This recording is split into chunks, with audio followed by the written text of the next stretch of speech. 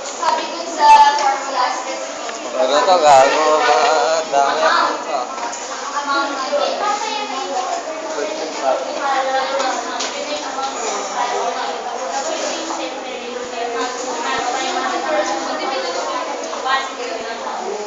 i-write na the conversion.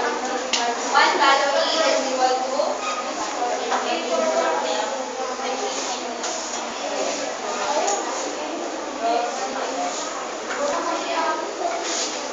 Sarap talaga ng iBox. Maliit.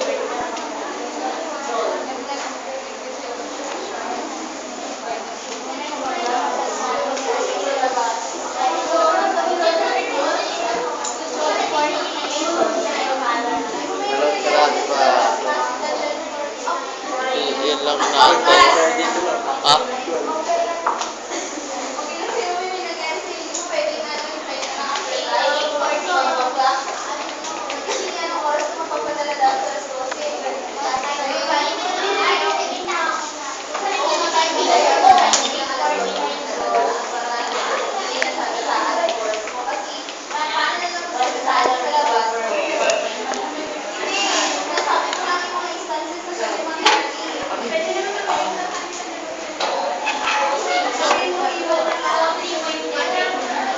Sarap balibagin ang buhok.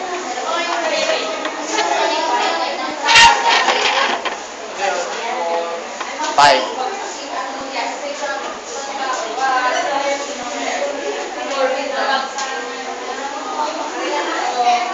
849 joule yun. Bobo, 5 na, tanga. Joule yun, gago. Abogo talaga. Ano? Salta nga o, tanga no. Tobo. Boboan. Alas 12 na mamaya. Bakit hindi pwede na alas 12? Yung bakit hindi na pupunta yung tao yung dito na lang siya pupunta, no? Pupunta na lang siya dito kasi maglalaba.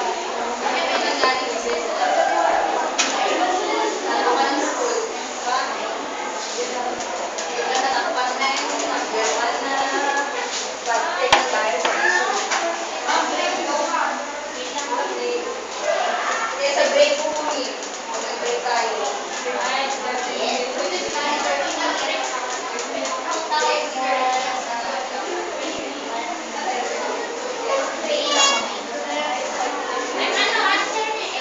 Break. Break na. Yes. Tayo. Alam mo yung sa address, di ba? Parte 11. Parte 11 ba yun? Hindi. Malayo Ro, pa. malayo. Quezon, Malik, tsaka Roas. Tapos, pagkapag ganon, Papunta na ng Burgos, Tuguegarao, Ilagan. Burgos ka muna. Ay, oo pala. Burgos ka mo, Ilagan. Sa kabila naman, Kawayan, no? Hindi. Yung Malik ay Malik.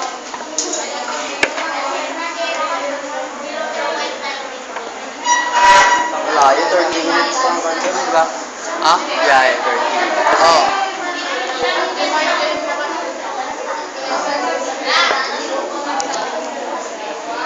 Sarap maglaro sana dun. Gusto mo to?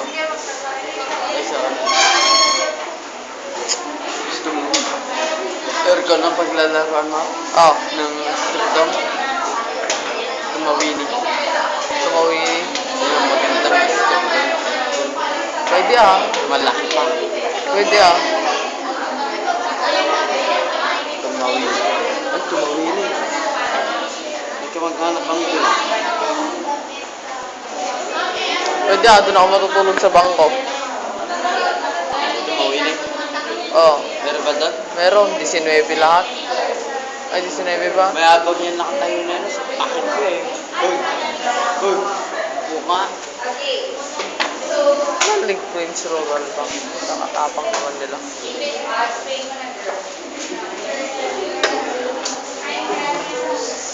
Hi.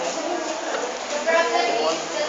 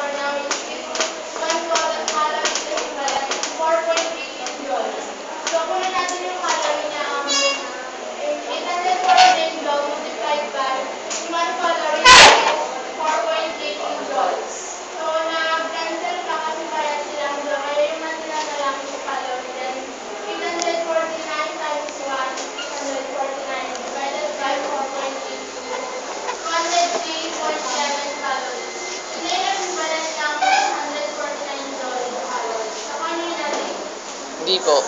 Then, pagka-submit na lang kayo, di ba, yung formula is specifically equal to the amount of calorie over the grams multiplied by the change in temperature. Then, yun na yung amount of calories, 203.11 calories over grams niya, given naman to 95.4 multiplied by yung change in temperature is yung 48,000 to 25 ay 48, so mag-minus kayo para makuha yung change in temperature niya. 203.11 calories over 95.4 grams, and yung minus nyo, ibigay ng 80 degrees Celsius. Tapos ngayon, ika-203.11 calories over, tapos multiply ka na dito 45.4 grams, multiplied by 23. Degrees Celsius, so magiging, pinultiply mo ka i-curve mo yung dalawang unit niya ng gram and degrees Celsius. So dito na siya, mag-divide ka ng 203.11 calories over 2,194.2 grams degrees Celsius, kaya magiging 0.092 calories over grams degrees Celsius, which is correct, right? Nandito yung yung specific heat na given dito sa pinapinatay na kaya sila 0.092. So nakuha yung answer. So ano natin? Tatayuan mo ba doon, sir? Okay. Wala na. Ang paulit nga, ma'am. Okay.